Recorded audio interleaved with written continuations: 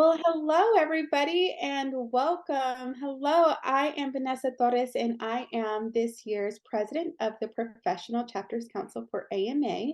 We are here today recording another episode of the very popular PCC UNPodcast.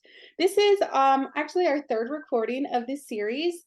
I'm really pumped that we were able to start this year, and I have a big special guest with me. I'm very happy she's here. Let's give that virtual round of applause to Claudia Chow, the president of AMA San Diego. Hey, Claudia. Hi, Vanessa. Hey, what's up? Say hello to all of our viewers. I'm sure there's like at least 5 to 7 at this point. You know what? I'm one of those, so hey, it's all great. I Hello, love to hear everybody. it. I love to hear it. Well, I don't know what it is about this series that I always find a way to record them on Mondays. I don't know what it is, but coming at you, it's Monday afternoon.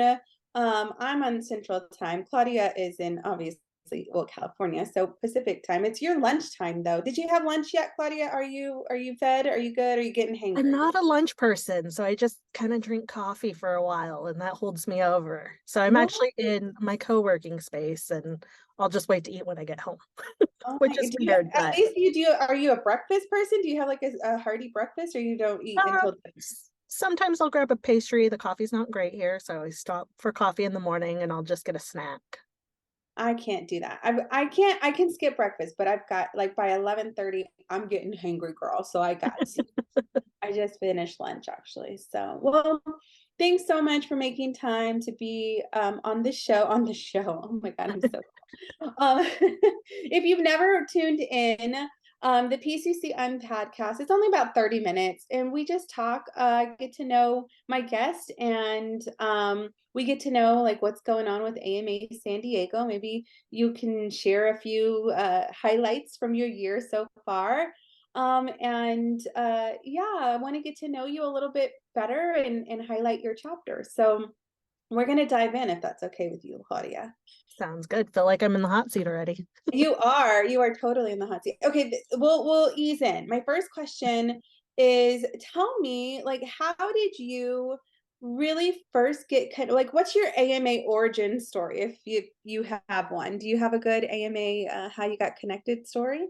Um, It's not super exciting, but I was familiar with AMA from my collegiate chapter. Um, I was part of it. I was supposed to be the membership chair. I don't know what happened. Nothing really happened before I graduated. I did my master's recently at Cal Baptist in California. It's in Riverside, and wanted to jump into their marketing group because I was like, hey, I want to, know marketers. They said they were on the verge of starting their AMA chapter. So again, nothing happened. Now I'm in San Diego. I've been here for almost 10 years, and I haven't really found anybody to just like converse with marketing wise. And, I always knew the AMA existed. So I started attending some networking events. Well, actually, first I was trying to volunteer and get connected with people. Our form didn't work on the website. To be fair, I ended up looking at the board roster and stalking everybody on LinkedIn until I love I it. found somebody. Um, LinkedIn stalking. I yeah, mean, that's how I feel so connected with you already. it's like a diamond in the rough right now. But so I ended up getting connected and volunteered for our Art of Marketing conference. They had just revamped and kind of gotten back started. So I was volunteering I was the marketing committee lead. And then, we had been rebuilding. I got introduced to the board as somebody who would be really great. Um, Filled in the role for secretary for a little bit, um, but very soon became president-elect, just with like kind of organizing, and they thought I'd be a great fit. And so then I became president-elect and just ran full speed from there and haven't stopped since. That's awesome. So how long have you been on the board or like affiliated with the board there in San Diego? I would probably say maybe a year and a half, so not very long. Oh yeah, you're a newbie in AMA world. That's awesome. But you said you had collegiate experience. So right before we started recording, we did have a little pre-chat and you said you're from Houston. and Yes. you went to U of H. So Yes. you know the AMA world through that, right? Mhm. Yeah. Okay. Cool. I was also a collegiate member way back in the, you're much younger than I am. So way back in the way back in the day, I was a collegiate member. I love that. And so you found your way back to AMA Yeah. in a professional setting. Okay, so what I have no clue, obviously, a good question for the podcast because I have no idea. What do you do? Like, what's your day job? I know we're friends on LinkedIn and I see all your stuff, but I don't really know what is it you do. So I don't actually really know what I do. Um, I work. Okay, well that's good. It's a very loosely defined role. I actually work for a PR agency that has been here for at least, I think, 15 years. They're very local. They work with nonprofits, healthcare, higher education, and basically any mission forward company. I actually was an, on the nonprofit side as a digital marketing manager and hired this agency as my PR support.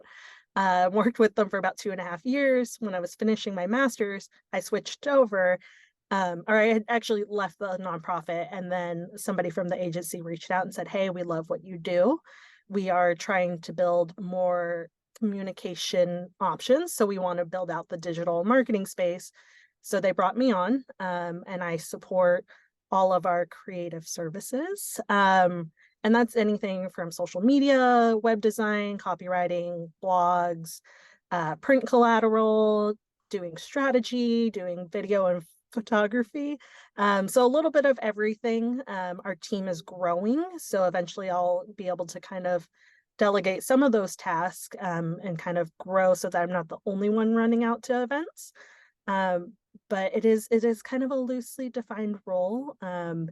But I do a little bit of everything, account management too. So I love that. I have a PR background too, and I love that about PR because you get to have your hands on everything. And it is like you said, maybe it's loosely defined, but you get to learn so much, especially like in that kind of role because you are involved in it all from PR to events.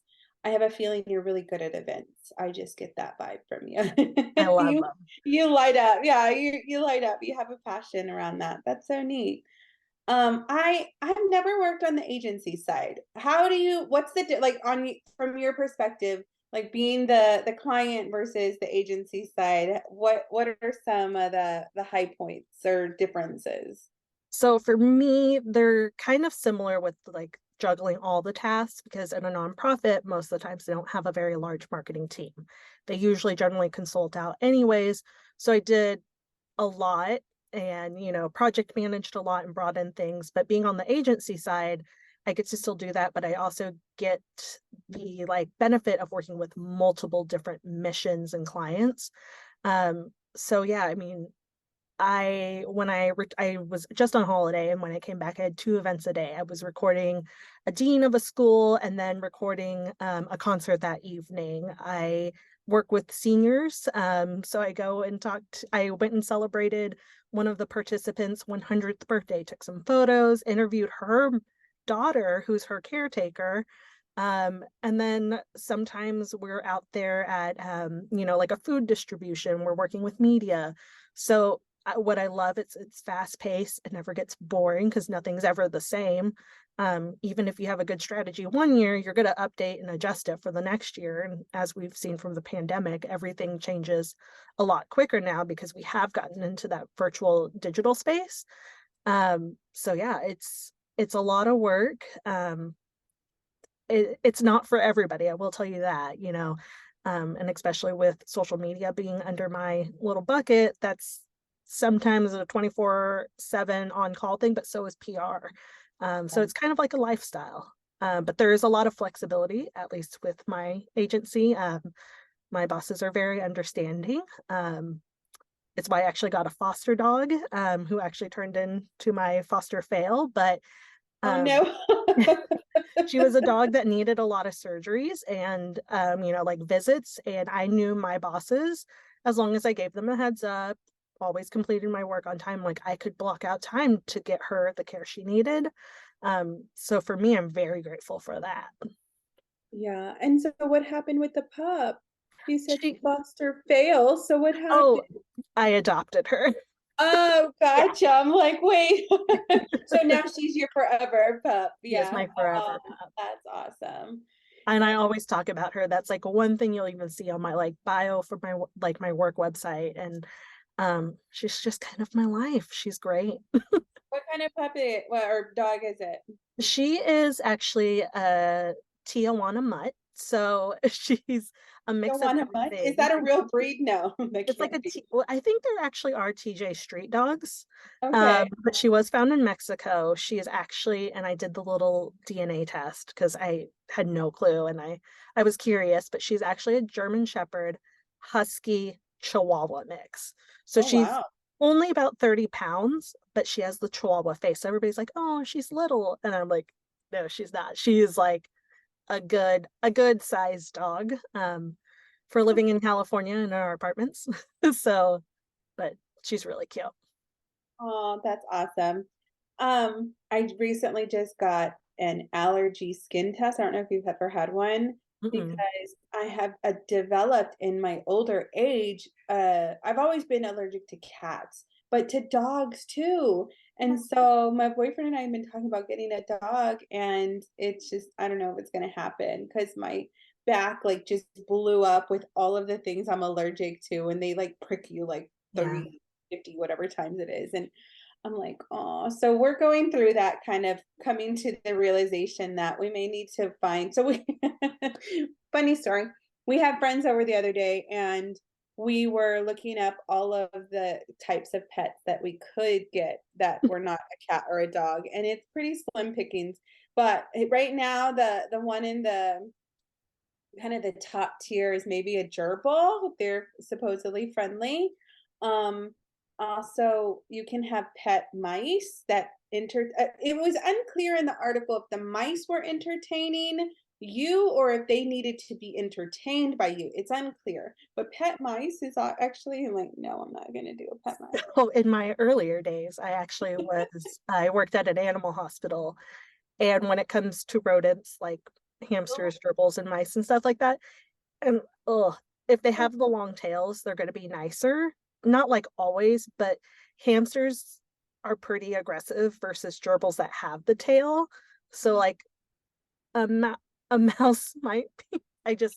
I don't know. I don't think I can really. I mean, and who's to say like I didn't get tested for gerbil allergies, so maybe I'm allergic to the gerbil too. I don't know. I'm right now I'm like maybe a fish. Maybe that I can Get a handle. Like bird. a bird, they're loud and noisy. I don't know if I can do that. Oh, I don't know. We'll they're see. kind of fun when you like teach them, but Are they're they? I have a plant. That's about the only living thing that I can commit to right now, and it's a cactus, so I don't even have to water it that much, and my it's sister has killed cactus and bamboo by overwatering. So all of your family, are they still back in Texas, in Houston or Dallas or where's They're split across Dallas and Houston. So I visit, at first I was only visiting maybe like once a year, but this last year I've been back, I think, 4 times, and might have another trip planned before the end of the year. Oh, that's good. Yeah, I love being near and all my family's here in San Antonio, so Yeah. that makes it easier. Easier at times, more complicated when it's like who's doing what for Yeah. Christmas, Thanksgiving, and New Year, and like all of things. And so, we'll see. I don't know. I know. So tell me about AMA presidency. Can you believe we're already like what 5 into our president? July, August, September, October. We're already 5. We're almost halfway through our presidency year. That's nuts. It's crazy. It feels just like it's gone by so fast. Yeah. I with our chapter, it went a little dormant. I'm sure everybody else's did during COVID. And last year it was like getting the people back in place, just kind of reviving, making sure we had events, that we had networks. So we kind of got our speed there. This year, luckily, I've been able to fill out my board roster. So I have a lot of moving pieces, which is one of those hard things for me, like delegating, but I have to. So this is like helping me learn and remind me. And like we are all volunteers. we all are adults and we have lives and families and jobs. So it's been a really great learning experience. Some of our board members are new. Some of them have been part of AMA and the board in previous years. So we do have our key people who really know the historical knowledge, and then we have the new people helping in, like bringing in new ideas and doing the work. And honestly, I don't know. I just like, part of me feels like I'm not doing enough this year as president, but I'm probably doing a lot. It's just in a different like perspective for me, where I'm a doer. I'm a hands-on person all the time. And now it's more of like, okay, like let's organize this, let's touch base about this, let's get these organized. And it's a lot more speaking now too. It's a I lot of bet. talking.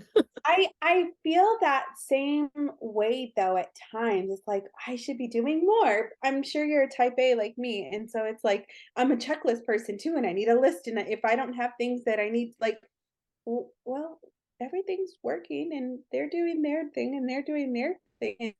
Yeah, so it's kind of a weird place to be at times because, so I said, y'all need to just give me something so I can stay in my lane because if I don't have something to do, then I'm gonna be in everybody else's lane. And nobody wants that, especially like in a volunteer situation. You don't want to be micromanaged by anyone. And so I get that feeling though sometimes. It's like, well, I should do something else, or I should, yeah. So actually the podcast has been a great thing. Keeps me busy and keeps me connected and doing things and talking to folks that we meet at leadership summit and then never talk throughout the whole year. So at least I'm getting to connect with people throughout the year in this way, and it's kind of neat. That's kind of cool. Yeah, it's So fun to share ideas. Like I, you know, I don't know if you're gonna ask me this, but I think going to the national stuff, whether it's a retreat or the summit, has been really helpful. There are a lot of presidents and just board members that I've connected with over the past year.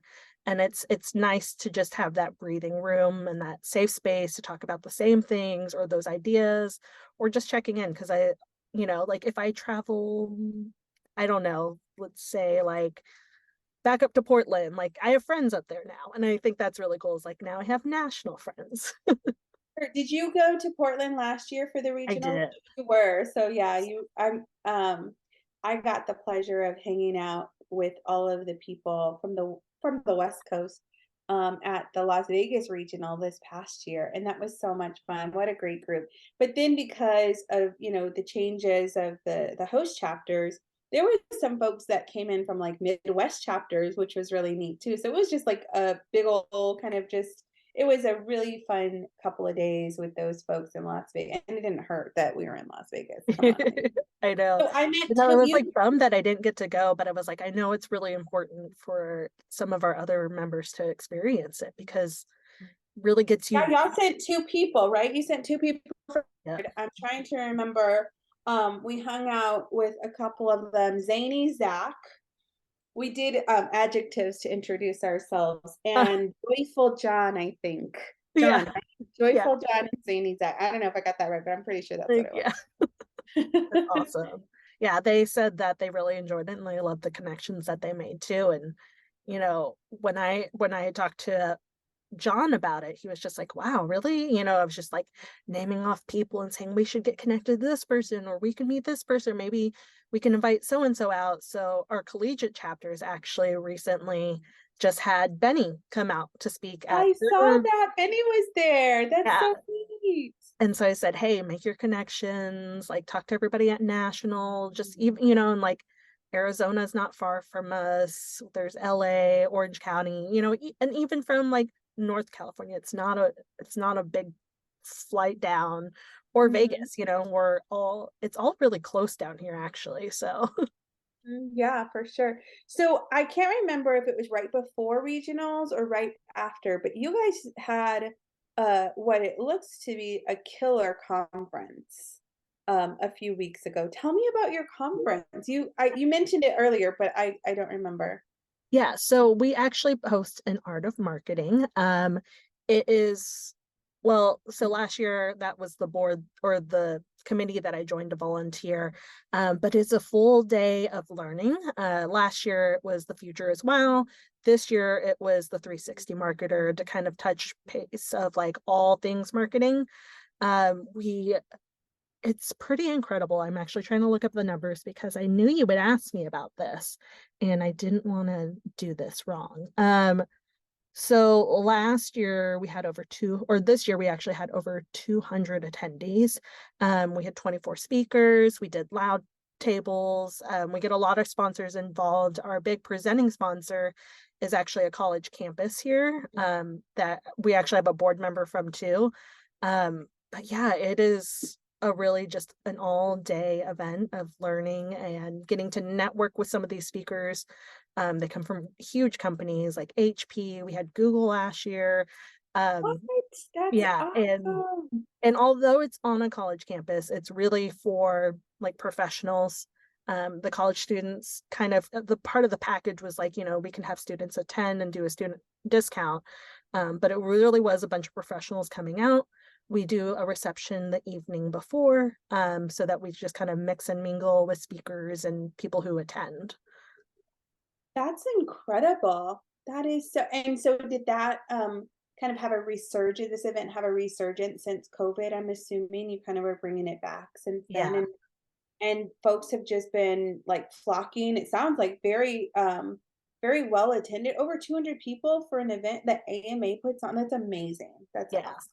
We were actually, and it was great when we did it last year. I guess like last year's kind of like our really success is like we hadn't had events. It was back in person, and we ended up getting 200 people, and we were just like, wow, we really like last year just wanted to get things back kind of in play, but we just saw how successful that was, and we were just like, oh my gosh, and um we've learned a lot from it, and we were able to kind of start planning like as soon as we finished last year. We're actually going to brainstorm probably in January, since the holidays are coming up, about the 2024 conference. So Oh my gosh, how exciting. I love that. Again, this is where your like hardcore events background probably comes into play yeah, and put something like that together. And I mean, you don't have to get into the details obviously, but I hope y'all are making some bank because you said you have a bunch of sponsors and you're making some money, at least breaking yeah, even with. yeah, which has been great, and it's really helping the chapter put on these networking events. It's helping us send more people to the retreats and the summit, and it's trying to get us back ingrained into the community. We also in the spring do another large event. We re-kicked it off last year. It used to be the Amy's. It's been probably about 10 years since we've done it in San Diego. We renamed it to the Sandys, for San Diego. And so they're all marketing. It's an award show. We had 18 categories. We had like 134 people submit, which was Oh, really crazy because it was like first year back. We had yeah. about 220 to 50 attend. It Mhm. was full formal sit down dinner, happy hour. But we're going to have that again in the spring. And that one turned out really great too, because it had been 10 years.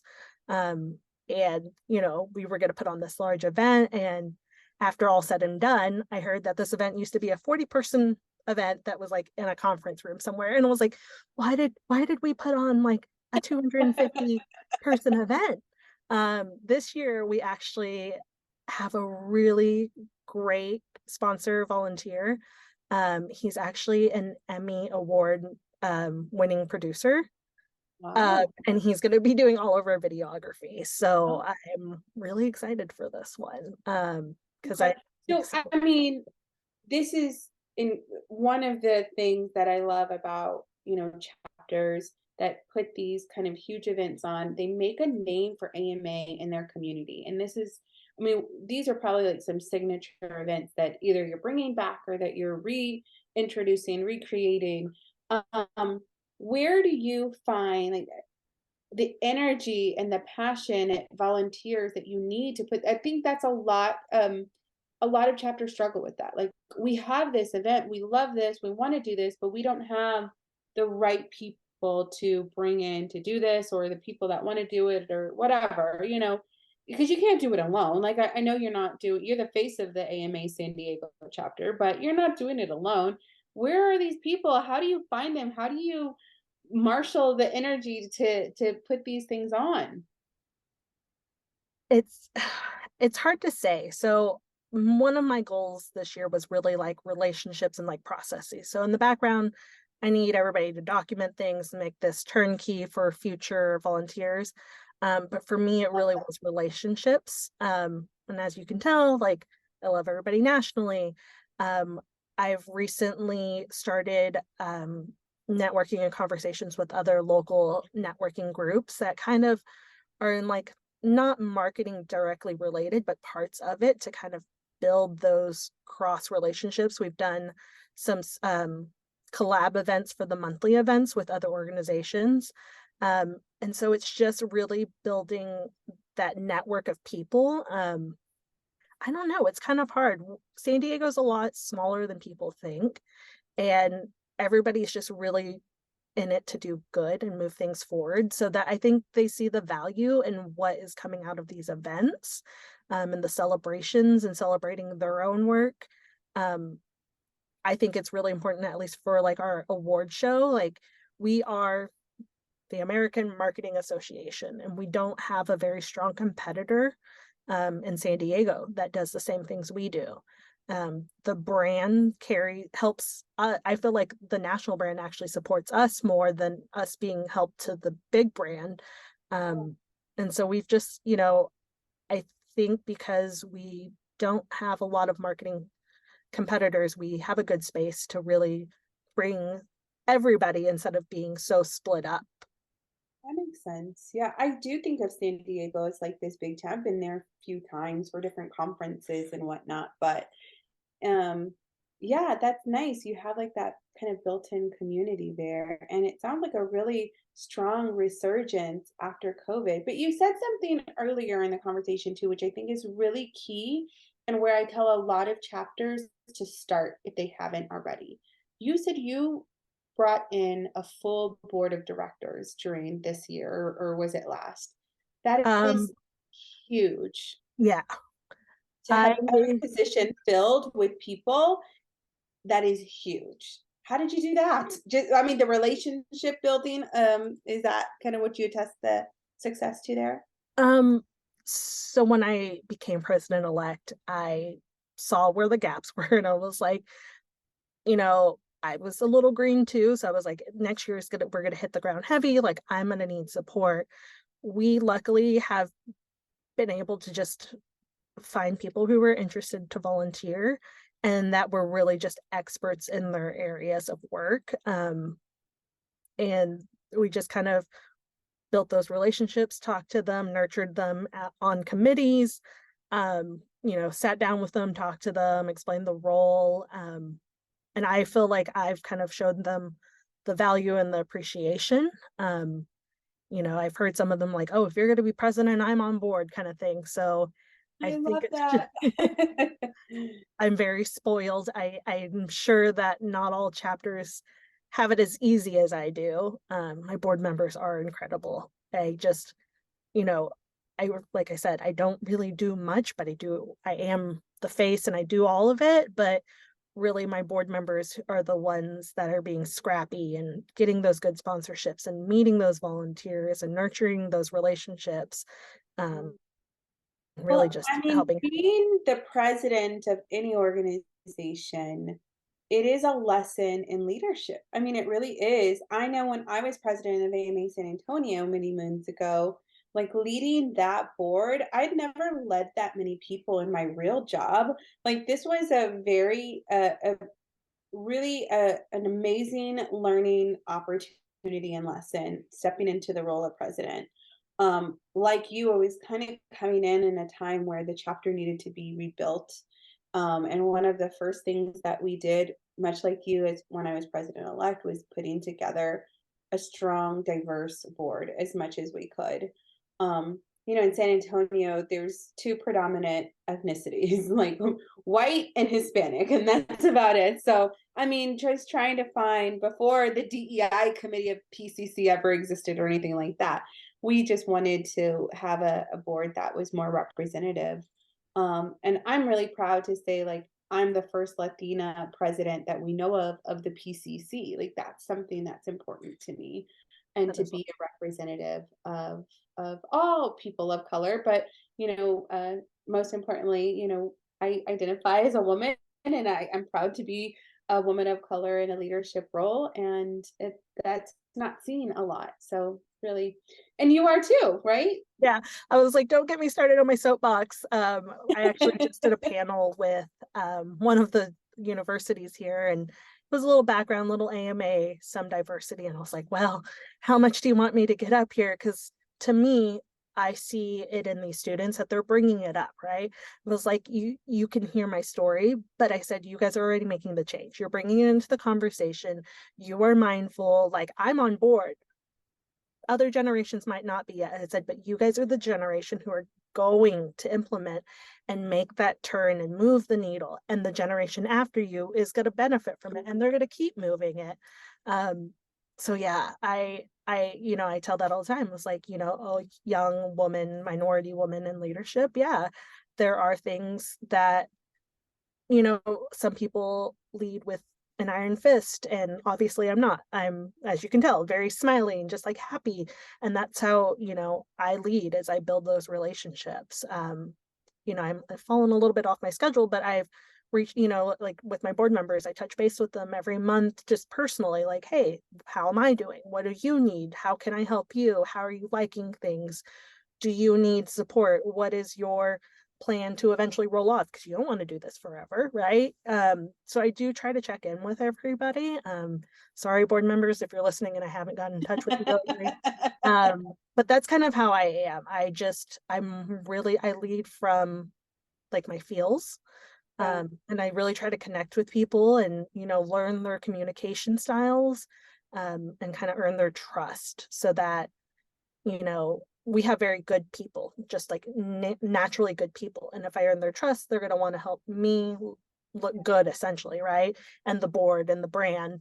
But they want to really do the work that, complements everybody. So it's just kind of like it's a big Love fest. field. Yeah. Yeah, ours is a love fest. This is my theme for this year. It's the PCC pilot year, I call it. My year is coming into my presidency. I was like, I want to try this and I want to try this. And we're just going to call it a pilot year. Whatever sticks, sticks. And so kind of just went along with it, created like this NASA theme patch that we've kind of been rallying around this past year. I actually, because we're all spread out. Like we have monthly PCC meetings, but it's virtual. We don't have another option. We're all spread out.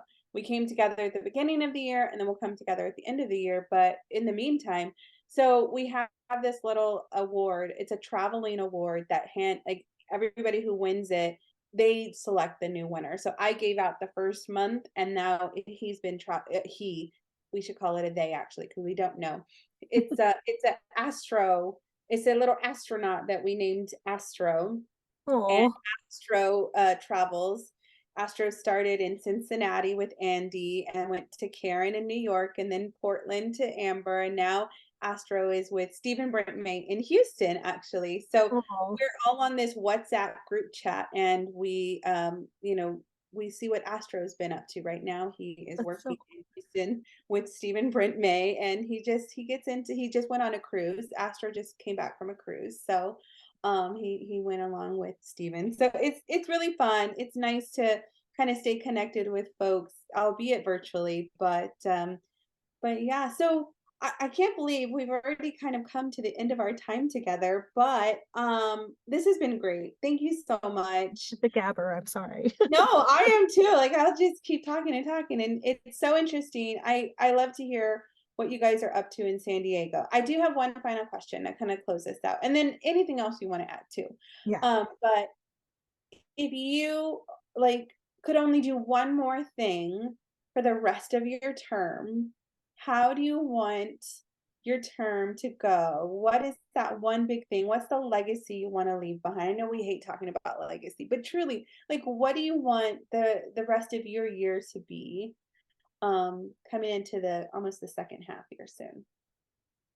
This is not as fun. But I think what I would want is to be able to put like structure, organizations, and processes in place and like have them formalized and done.